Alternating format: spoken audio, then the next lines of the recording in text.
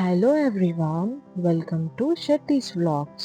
So ఈ రోజుటి video వచ్చేసి మెయిన్గా అమ్మాయిలకి.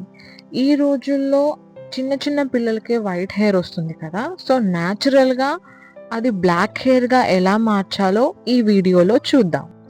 నాకు నా 10th క్లాస్లోనే వైట్ హెయిర్ వచ్చింది. సో అప్పుడు చాలా మెడిసిన్స్, చాలా రెమెడీస్ చేసి చేసి చేసి అలిసిపోయి మా మమ్మీ చెప్పిన ఒక్క రెమెడీ నేను ఫాలో అయ్యాను, స్టిల్ ఫాలో అవుతున్నాను. అది ఈరోజు మీతో షేర్ చేస్తున్నాను. దానికోసం మనకు కావాల్సినవి 4 ఇంగ్రీడియంట్స్ మాత్రమే. అందులో ఒకటి కోకోనట్ ఆయిల్, మెంతులు, కరివేపాకు అండ్ మందారం పువ్వు. వీటితో మనకు కావాల్సిన ఆయిల్ రెడీ చేసుకోవచ్చు. ఇప్పుడు ప్రాసెస్ చూద్దాం. ముందుగా ఒక కడాయిలో ఆయిల్ తీసుకొని వేడి చేసుకోవాలి. ఆయిల్ కొద్దిగా వేడవ్వగానే కరివేపాకు, మందారం పువ్వు యాడ్ చేసుకోవాలి. నేను ఈ ఆయిల్ 2013 నుంచి యూజ్ చేస్తున్నాను. నేను ఈ వీడియోలో యాడ్ చేసిన ఫొటోస్లో మీరు నా హెయిర్ చూసుంటారు.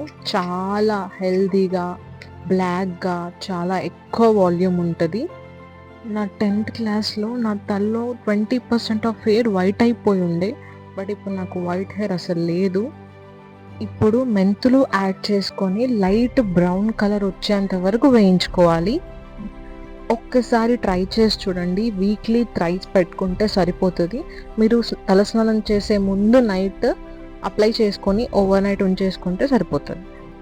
సో మెంతులు మంచిగా వేగిన తర్వాత ఆయిల్ని వడబోసుకొని ఒక కంటైనర్లో స్టోర్ చేసుకుంటే సరిపోతుంది. నేను ఆయుర్వేదిక్ ట్యాబ్లెట్స్ కూడా వాడినా, బట్ వాటితో తగ్గవు అని నేను చెప్పట్లేదు. బట్ అవి మనం తీసుకోలేము, తినలేము. కాబట్టి ఇలా న్యాచురల్గా వైట్ హెయిర్ని బ్లాక్ చేసుకుంటే బెటర్ అని నా ఫీలింగ్. ఒకసారి ట్రై చేసి చూడండి.